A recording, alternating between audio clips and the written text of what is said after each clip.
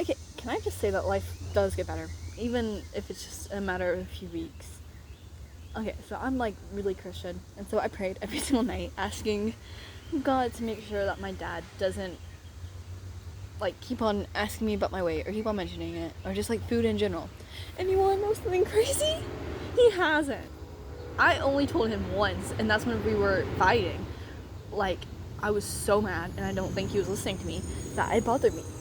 Like, I told him every single conversation we had was about food and it, like, exercise, and it really bothered me. And, like, he didn't listen then. And so I know it wasn't, really because of that. And so knowing that, I don't know, maybe my voice is being heard. It's just amazing. Even if it's not by my dad, but it's from God. Guys, now I'm getting teary-eyed. Is this like a testimony? I've had other testimonies. Do you guys want to hear them? So basically, one time I was praying to God to kill me, that I didn't want to wake up the next morning. So I woke up with my head in a hole in my quilt that my great-grandma made me. That was really scary. I realized how serious dying was and how I could have died, like suffocated. And I got scared and I started, not wanting to die, which was fun. I heard a lot of people say that bad things make you stray further from God. But honestly, I think it made me even closer. I started praying like super, super often. Whenever my papa got stage 4 cancer, because that was scary. I was just praying, like, give him another day. Help him be safe and healthy. And so he did last a long time. And his health definitely wasn't the best. But he didn't die, like, super fast. The one thing I have a regret about when my papa died is the night before he did, I was debating whether or not to, like, go in there and say, "Good night, Papa, I love you." And I didn't because I thought he was asleep. So, like, I could have said goodnight and then goodbye for the last time.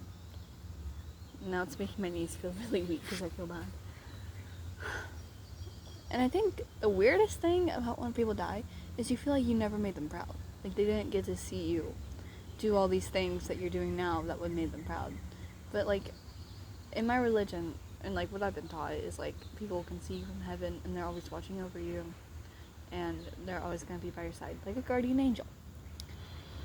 So that felt really nice to know, after I was convincing myself I was such a disappointment, never did anything good. Anyways, why is the camera so out of focus, bruh? Do you guys want to see this tree? It's so cool. That green was my mom's favorite color. That's crazy, isn't it? Too bad I don't like her. Okay, I don't think it's necessarily me not liking her, it's just me realizing that she was a really bad person after alcohol and drugs came over. Before she started doing alcohol and drugs, I think she would have made a pretty okay mom. Like, she would always tell me compliments about, like, what I wore, because her mom would always be like, "Oh, that's not your color." But she never told me that. She would always ask, like, "Oh, did anyone say anything about your outfit today?" I was like, "No." Then she would say something nice. She always, like, got me what I wanted, if it was, like, a toy, a Hatchimal or something.